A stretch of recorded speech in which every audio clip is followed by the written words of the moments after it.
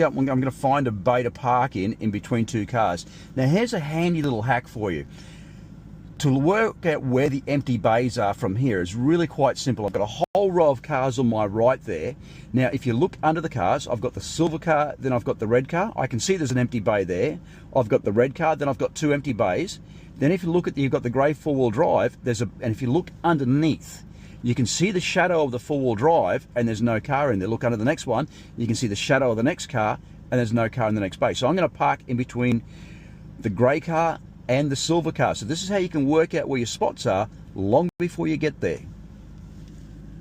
So we're going to come across, checking. All right, now I'm going to go mirror and indicate, keeping my car left. So I'm going to come along and I'm going to put my shoulder on the line that is this side of the grey car. So now my shoulder's on that line. Now what I need to do is pay attention to the silver car. Check, we're all good. Slow car, fast hands, full lock to the right. Now I'm going to watch the car, and as my wiper passes the tail light, see my wiper's going to, I'm going to just slowly turn my wheel upside down because I've got to get the back wheel into the bay. So now the back wheel's pretty well in the bay now. Now I'm just going to come back to the right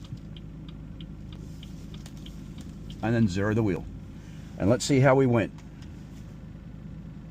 Bang.